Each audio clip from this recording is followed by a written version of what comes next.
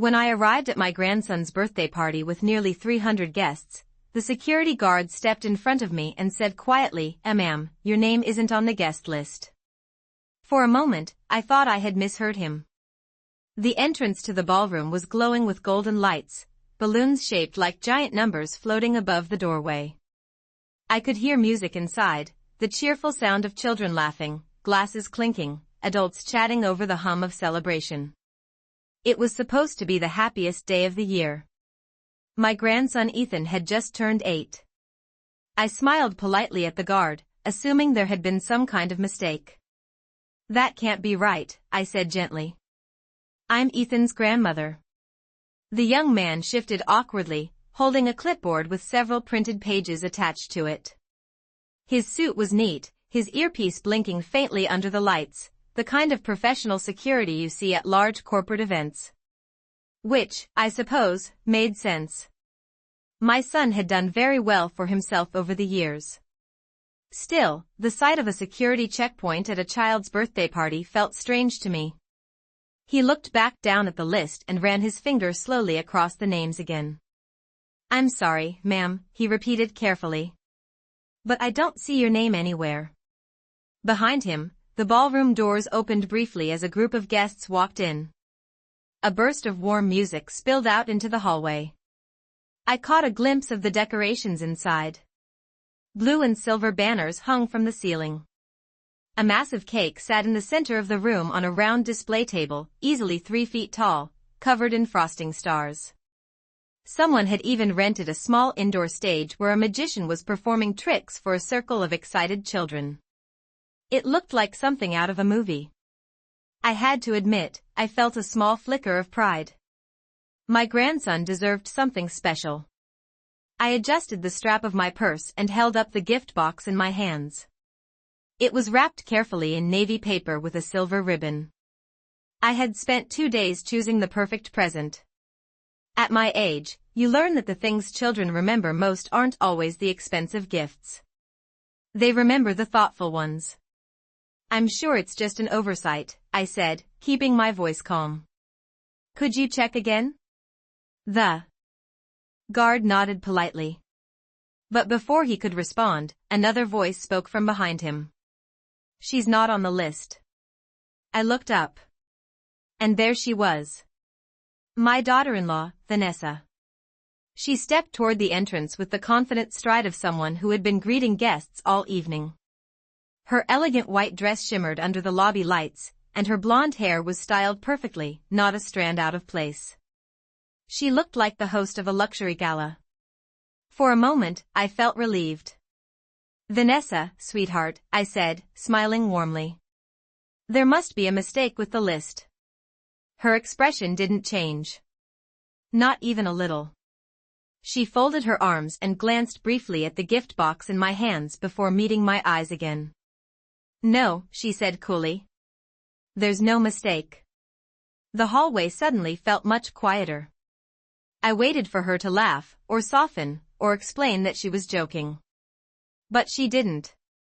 "Vanessa," I said slowly, trying to keep the confusion out of my voice, "I'm Ethan's grandmother." "Yes," she replied. "I know who you are." For a few seconds, neither of us spoke. Behind her, I could see guests moving through the ballroom, men in tailored suits, women in elegant dresses, waiters carrying trays of sparkling drinks.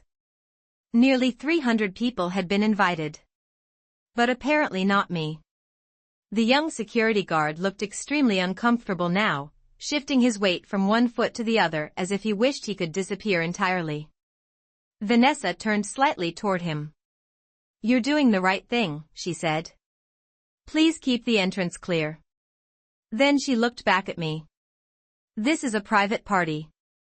I felt something tighten quietly in my chest. "I was invited," I said softly. "No," she replied. "You weren't." The words hung in the air between us. Somewhere inside the ballroom, the magician triggered a loud burst of applause. Children cheered. Music swelled again. The celebration continued. But out here in the hallway, time seemed to slow down. I looked down at the carefully wrapped present in my hands. then back at my daughter-in-law. And in that moment, standing outside my own grandson's birthday party, I realized something that chilled me far more than the security guard blocking the door. This wasn't a mistake. I wasn't forgotten. I had been deliberately left out. But what Vanessa didn't know was that the small box I was holding contained something that would change the entire evening before the night was over. And possibly the future of our family forever. I'm glad you're here with me. Stay with my story until the end, and tell me in the comments where you're watching from.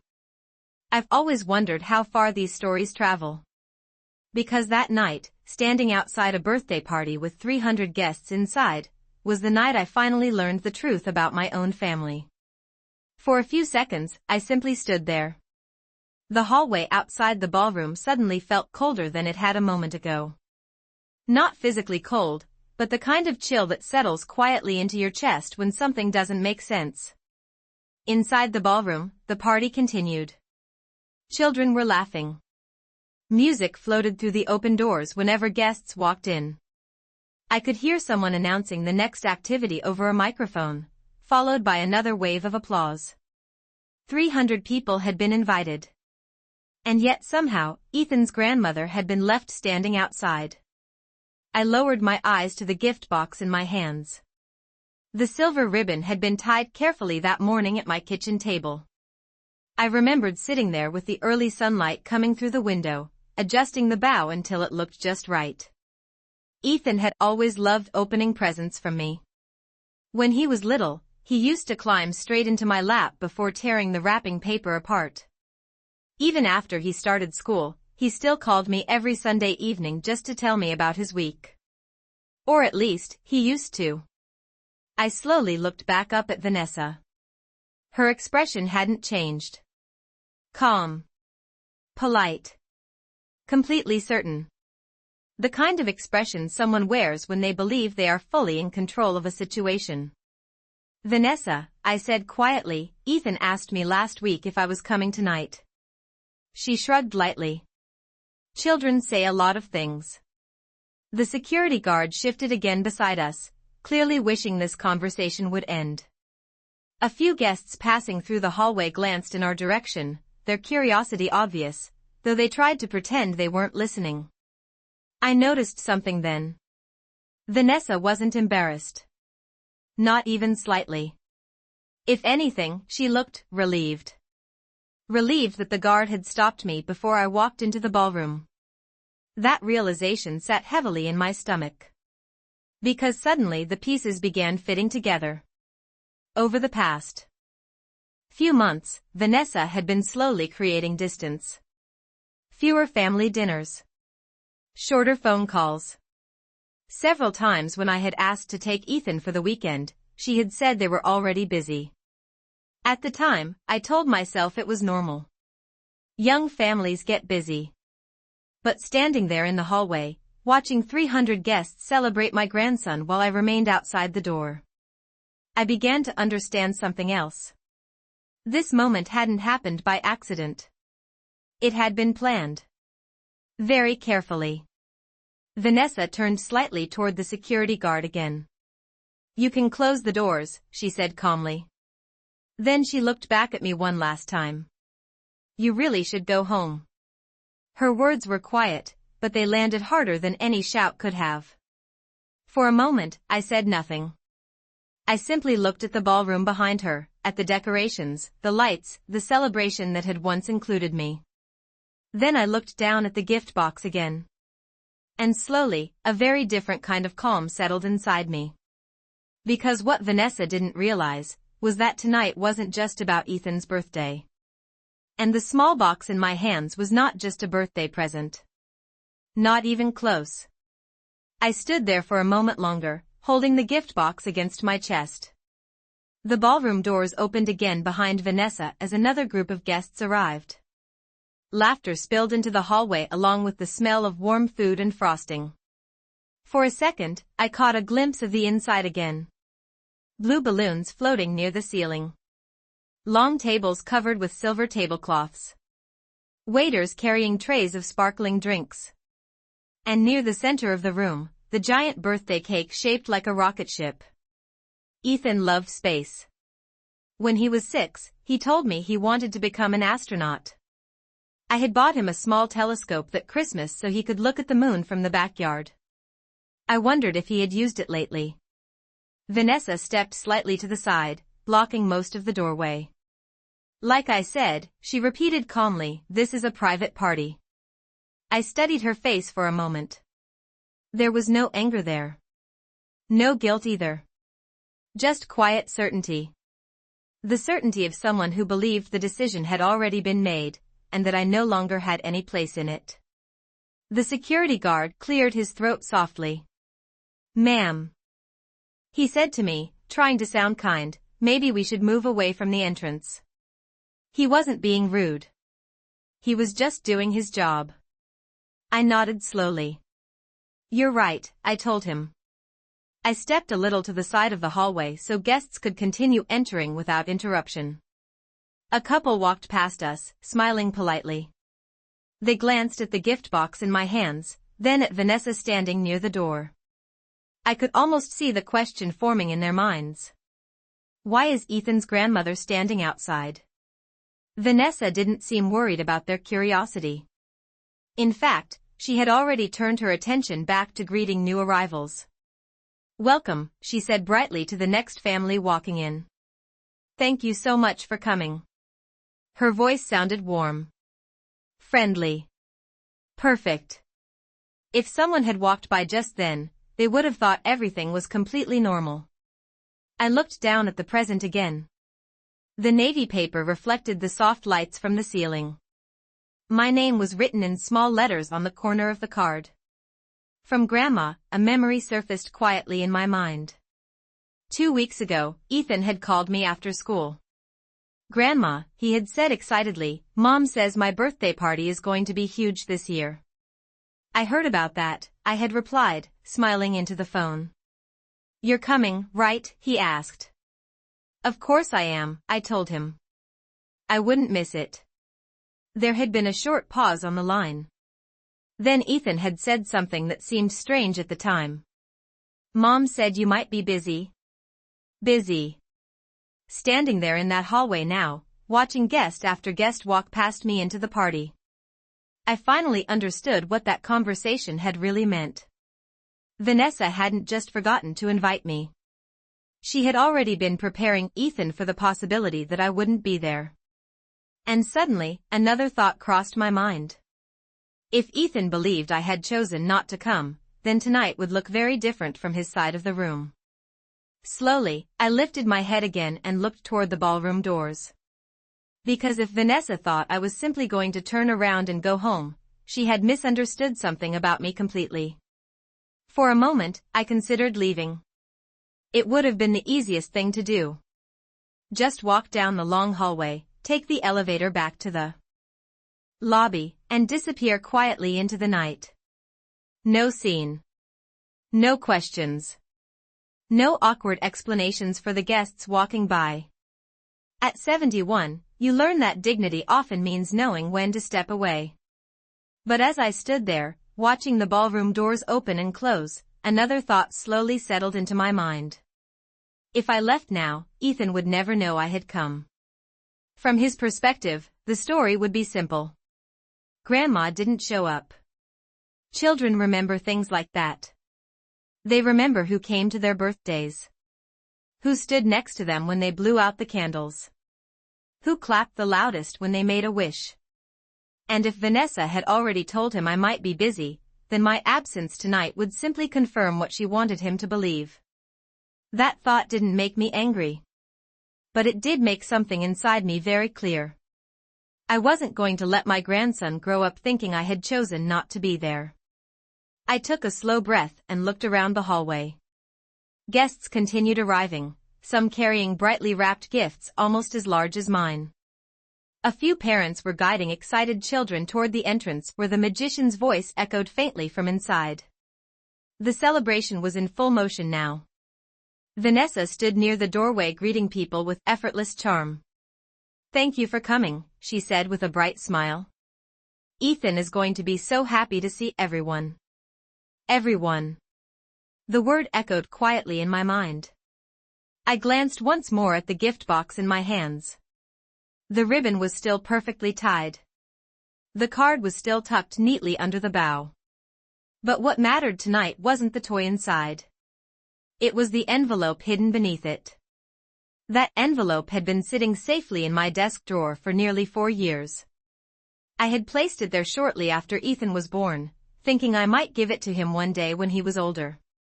Tonight, however, circumstances seemed to have changed. Very slowly, I walked a few steps closer to the ballroom entrance again. The security guard noticed immediately.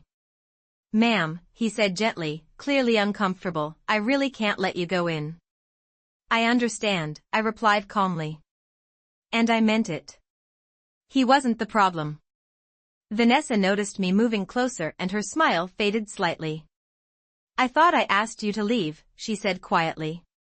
Her voice was still polite, but there was a hint of irritation now. I looked at her for a moment. Then I spoke just as calmly. "I'm not here to cause a scene." She crossed her arms. "Then what are you here for?" I lifted the gift box slightly so she could see it. "I'm here for Ethan." For the first time that evening, something flickered in her eyes. It wasn't anger. It was uncertainty. Because Vanessa still believed she was controlling the situation. What she didn't realize yet was that in just a few minutes, the small envelope hidden inside that birthday present was going to change the entire conversation. Not just tonight, but for the rest of our family's future. For a moment, Vanessa didn't answer. She simply looked at the gift box in my hands, then back at my face, as if trying to decide whether I was serious. Behind her, another group of guests entered the ballroom. The doors opened wide for a second, and the music from inside filled the hallway again. Someone started clapping. Then I heard a child's voice shout excitedly, "Ethan! It's time for the cake." The sound made my chest tighten. 8 years old. It felt like only yesterday I had been sitting in the hospital room holding him for the very first time. He had been so small then, wrapped in a blue blanket, his tiny hand gripping my finger. My son had stood beside the bed, smiling with the quiet pride of a new father. "Mom," he had said softly, "meet your grandson." I had promised myself that day that I would always be there for that little boy. And promises like that are not something I forget easily. Vanessa stepped a little closer to me now, lowering her voice so the nearby guests wouldn't hear. "You're making this uncomfortable," she said. "I'm standing in a hallway," I replied calmly. Her jaw tightened slightly. "This is Ethan's special day," she continued. "Let's not ruin it." Ruin it. The word was interesting. Because at that moment, the only person preventing a grandmother from attending her grandson's birthday party was the woman standing in front of me. I glanced briefly toward the ballroom again. More applause erupted inside. Someone had probably brought Ethan to the stage near the cake. Vanessa followed my gaze, then quickly looked back at me. "You should go," she said. Firmly this time. I nodded slowly. "I will," I said. Her shoulders relaxed a little, clearly believing the conversation was finally over. But before she could turn away, I continued. "After Ethan gets his present." Her eyes narrowed slightly. "You can leave it with the staff," she said. "We'll make sure he gets it." "That won't be necessary." I held the box gently in both hands. I promised him I'd bring it myself. For a second, neither of us spoke. Vanessa studied my face again, perhaps expecting frustration or anger. But I wasn't angry. I was simply patient. Because time has a way of changing situations when people least expect it. Just then, the ballroom doors opened once more. And this time, a small group of children came running out into the hallway, laughing and chasing each other between the tables set up near the entrance. One of them stopped suddenly. A familiar voice followed a second later. "Grandma?" My heart skipped. I turned toward the sound. And there he was. Ethan stood a few feet away in the hallway, wearing a bright blue birthday jacket with a silver number 8 pinned to the front. For a moment, he looked confused. Then his face lit up. "Grandma. You came." Vanessa froze. Because the one thing she had tried very carefully to prevent had just happened anyway. For a second, none of us moved. Ethan stood in the hallway looking from me to his mother, his bright smile frozen halfway across his face. "Grandma," he repeated, running a few steps toward me. "You really came." I felt my heart soften immediately. Children have a way of cutting through complicated situations with the simplest truths. "I told you I would," I said gently. He stopped right in front of me, slightly out of breath from running. Up close, I could see the excitement in his eyes, the kind only an 8-year-old has on his birthday. Behind him, the sounds of the party continued. Someone inside was calling the children back toward the cake. The magician's voice echoed faintly through the speakers. But for Ethan, the hallway had suddenly become the most important place in the world. He looked down at the gift box in my hands and his face lit up even more. "Is that for me?" "Of course," I said. Before I could say anything else, he threw his arms around me in a quick hug. It lasted only a second, the way boys his age hug, fast, slightly shy, but sincere. And in that moment, everything Vanessa had tried to control slipped out of her hands. I glanced up. Her expression had changed completely. The calm confidence from earlier was gone. In its place was something tighter, something far less comfortable. "Ethan," she said quickly, stepping forward, "Sweetheart, the magician is waiting. Everyone is inside." But Ethan barely looked at her. "Can I open it now?" he asked, pointing at the present. "Maybe after the cake," she said firmly. Ethan frowned slightly. "But Grandma brought it." He said it with the simple logic only children use. If someone brings a present to your birthday party, you open it. That's the rule. Vanessa forced a small smile, but it didn't quite reach her eyes. "Later," she repeated. Ethan looked up at me again. "Did you see the rocket cake?" he asked excitedly. "It's huge." "I saw it from the door," I told him. Then he asked the question Vanessa clearly hadn't expected. "Why are you standing out here?" The hallway went quiet again. Vanessa opened her mouth, probably ready with an explanation she had prepared long before tonight. But I spoke first. "I just got here," I said gently. Which was true. Ethan nodded, satisfied with the answer. "Then come inside," he said immediately, grabbing my hand. The warmth of his small fingers wrapped around mine. Vanessa stepped forward again. "Ethan," but he was already pulling me toward the ballroom entrance. "Come on," he said excitedly. "You have to see the magician." And just like that, the one thing Vanessa had tried hardest to prevent was unfolding right in front of her. I glanced once at the security guard as Ethan pulled me toward the doors. The poor young man looked completely unsure of what to do now. Technically, he had been told not to let me inside. But stopping a grandmother who was being dragged into a birthday party by the birthday boy himself was a very different situation. Vanessa stood frozen for half a second. And in that tiny moment of hesitation, Ethan pulled me through the ballroom doors. The moment we stepped into the ballroom, the noise of the party surrounded us. Music played from speakers near the stage. Children were gathered around a magician who was pulling colorful scarves out of a black hat. Parents stood nearby chatting, holding glasses of sparkling drinks while waiters moved quietly between the tables. For a second, no one noticed us. Ethan was too excited to slow down. "Grandma, look," he said, pointing toward the stage. "He made a rabbit disappear earlier." I smiled as he pulled me forward a few more steps. The room was even bigger than it had looked from the doorway. Blue and silver decorations hung everywhere. Balloons floated above the tables. The giant rocket-shaped cake stood proudly in the center of the room. Nearly 300 guests filled the space. It felt less like a child's birthday party, and more like a formal celebration. "Do you like it?" Ethan asked proudly. "It's amazing," I told him.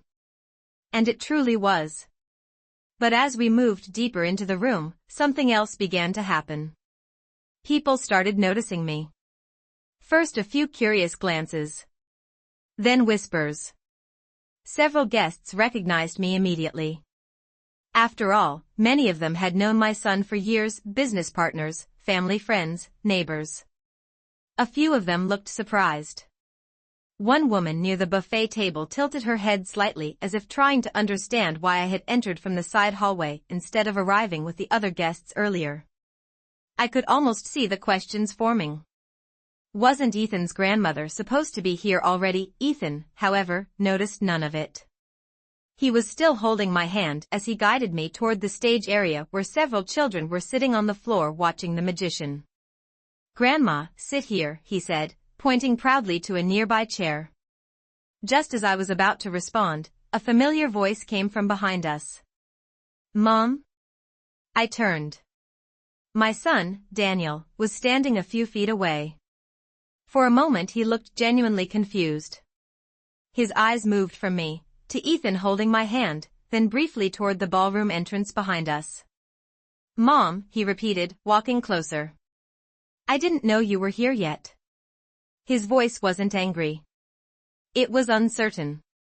Which told me something important. Daniel hadn't expected to see me tonight. Behind him, Vanessa appeared a moment later.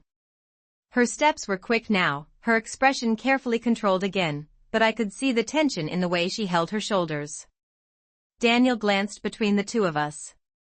"Vanessa said you might not be able to make it," he added. The room suddenly felt very quiet around our small group, even though the party continued just a few feet away. Ethan looked up at his father, confused. "But Dad," he said innocently, "Grandma was outside." Daniel frowned slightly. "Outside?" Vanessa stepped forward quickly before the conversation could go any further. "The magician is about to start the next trick," she said brightly to Ethan. "Why don't you go sit with your friends?" Ethan hesitated. "But I want to open Grandma's present." Vanessa's smile tightened again. "Later," she said gently. Ethan looked between all three of us for a moment, then finally nodded. "Okay." He ran back toward the group of children sitting near the stage. As soon as he was out of earshot, Daniel turned back toward me. "Mom," he said quietly, "what were you doing outside?" For the first time that evening, Vanessa didn't answer for me. And I could feel her watching my face very carefully. Because she knew, whatever I said next could change the entire evening. Daniel's question hung in the air for a moment. "Mom, what were you doing outside?" His voice wasn't angry. It was confused. The kind of confusion that comes when a person realizes something about a situation doesn't quite add up. I looked at my son carefully. Daniel had always been good at reading people. Even as a boy, he could tell when someone was hiding something from him. And right now, he was trying to understand why his mother had entered his son's birthday party from the hallway instead of through the main entrance like every other guest. Before I could answer, Vanessa spoke. Her voice was calm again, almost too calm. "Oh, it was just a little mix-up," she said quickly. Security didn't recognize her. Daniel frowned slightly. "That's strange," he said. "I gave them the guest list myself." Vanessa didn't miss a beat. "Well, there are almost 300 names on it," she replied with a small shrug. "Mistakes happen." I watched her carefully as she spoke. The words sounded smooth. Natural. But something about the way she avoided looking directly at Daniel told a different story. Daniel looked back at me. "Mom, why didn't you just come straight in?" he asked. For a moment, I considered telling him everything. I could have explained how the guard had stopped me. How Vanessa had stood in the doorway. And calmly told me I wasn't invited. It would have taken only a few sentences. But then I glanced toward Ethan. He was sitting cross-legged on the floor near the stage with the other children, completely focused on the magician again. His laughter floated through the room as the man pulled another impossible trick from his hat. This was his birthday. And I had no intention of turning it into a family argument. So I answered Daniel with the simplest truth. I had a short conversation with security, I said calmly. Daniel studied my face for a moment longer. He knew me well enough to recognize when I was choosing my words carefully. But before he could ask another question, Ethan's excited voice rang out across the room. Dad. The cake is coming. Everyone turned toward the center of the ballroom. 2 waiters were carefully wheeling the giant rocket-shaped cake toward the stage while the lights dimmed slightly. Someone started playing the birthday song through the speakers. Children rushed closer to the stage. Parents gathered with their phones ready to take pictures. Daniel glanced back at me. Well, he said, trying to shift the mood, looks like we're about to sing. Vanessa stepped closer to him, placing a hand lightly on his arm. Yes, she said quickly. Let's go stand with Ethan. Then she looked at me again. Her smile was polite. But her eyes were very different now. Because Vanessa had just realized something important. I hadn't exposed her. Not yet. And that uncertainty was far more uncomfortable for her than any argument would have been. Daniel gestured toward the cake. Mom, come on, he said. Let's take some pictures with Ethan. I nodded and followed him toward the stage. The birthday candles were already being lit. Ethan stood proudly behind the cake, grinning from ear to ear as the room filled with the sound of nearly 300 voices singing. But as I stood there watching my grandson prepare to blow out his candles, I couldn't help thinking about the envelope hidden beneath the toy inside his gift box. Because very soon, that small envelope was going to answer a question Vanessa hadn't even realized she needed to ask yet. The birthday song echoed through the ballroom as everyone gathered around the giant rocket-shaped cake. Nearly 300 voices sang together while Ethan stood proudly behind the table. His eyes shining under the soft glow of the candles. Happy birthday to you, parents lifted their phones. Cameras flashed. Children leaned forward excitedly, waiting for the moment Ethan would blow out the candles. I stood a few steps behind him beside Daniel. Vanessa stood on Ethan's other side, smiling brightly for the photos. From the outside, we looked like the perfect family. But I could feel the tension quietly running beneath the surface. Make a wish, someone called from the crowd. Ethan closed his eyes for a moment. Then he leaned forward and blew out the candles in one strong breath. The room burst into applause. Yay! Children cheered. The magician clapped dramatically. Waiters began preparing plates so the cake could be served. Daniel wrapped an arm around Ethan's shoulders proudly. That's my boy, he said. Vanessa leaned down to kiss Ethan's hair. But Ethan had already turned toward me. Grandma, he said excitedly. Did you see? I got them all. I saw, I replied, smiling. You didn't even miss one. He grinned proudly, clearly pleased with himself. Then his eyes moved immediately to the gift box I was still holding. My present, he said.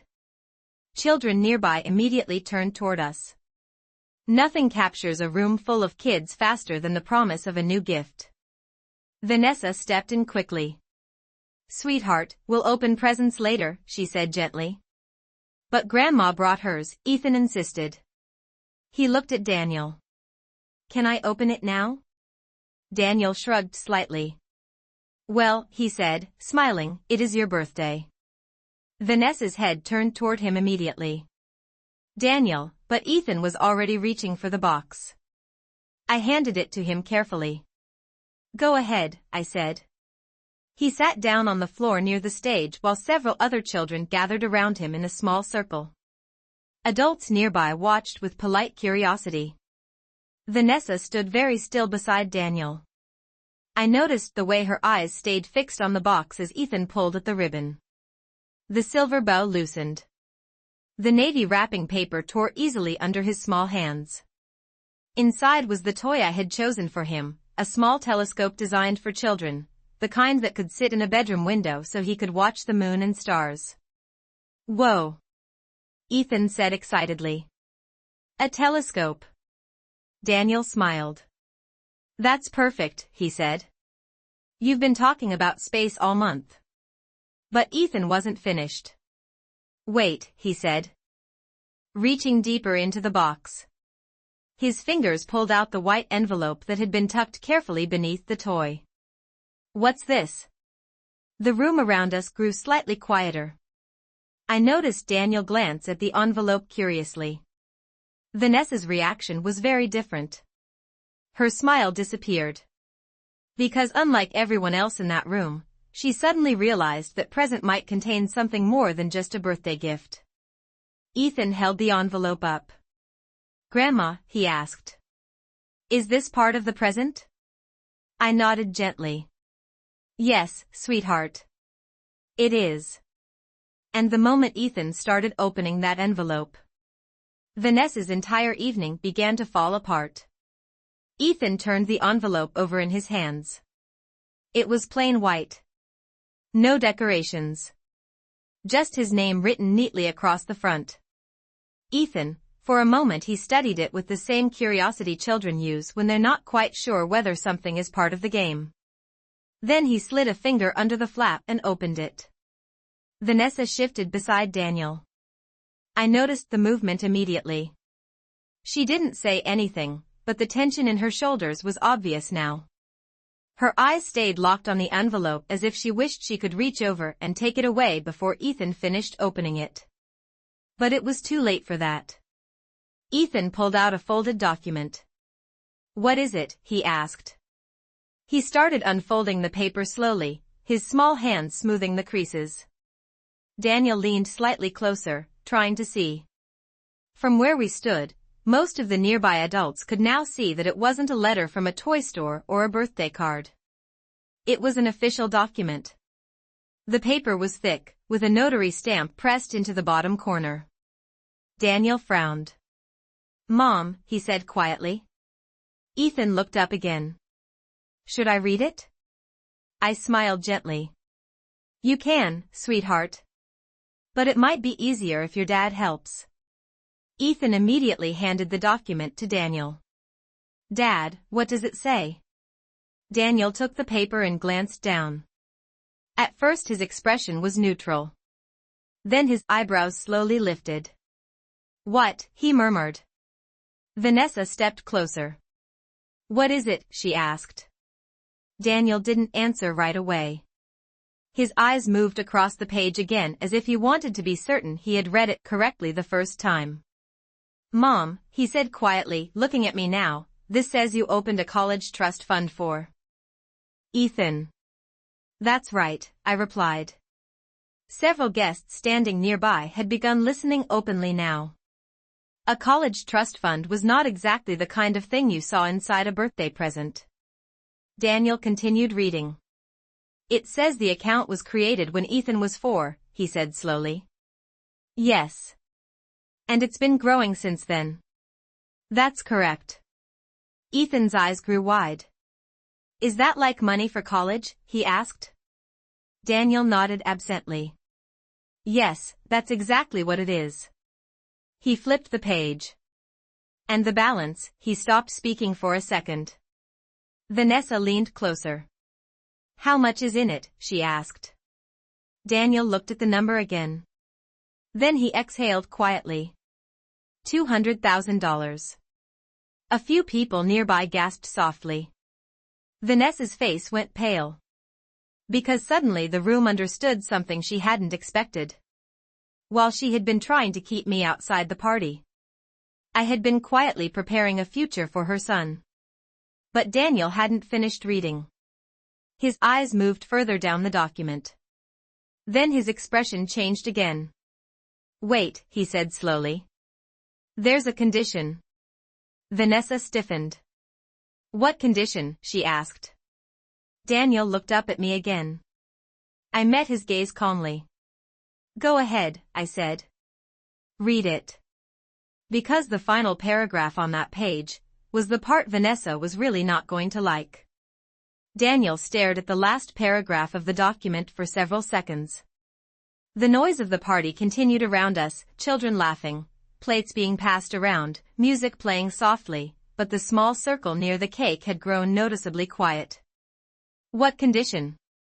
Vanessa asked again. Her voice was tighter now. Daniel looked up slowly. Then he read the paragraph out loud. The trust fund remains fully active as long as Ethan maintains a meaningful relationship with his grandmother, Margaret Hale. He paused for a moment. Then continued. If that relationship is intentionally restricted or severed by a parent or guardian, the trust will automatically transfer to a designated educational charity. The words settled over the group like a sudden drop in temperature. Daniel lowered the paper slightly. Mom, you added that clause? Yes, I said calmly. Ethan, who had been listening carefully, looked confused. What does that mean? Daniel knelt down slightly so he was at eye level with his son. It means Grandma saved money to help you go to college one day, he explained gently.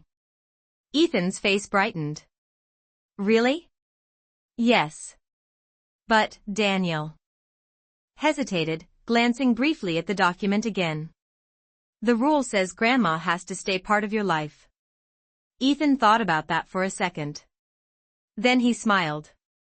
Well, of course she is, he said simply. Children often see things much more clearly than adults. Vanessa, however, looked like the ground had shifted beneath her feet. That's ridiculous, she said sharply. A few nearby guests turned their heads. It's a legal document, Daniel replied quietly. Vanessa crossed her arms.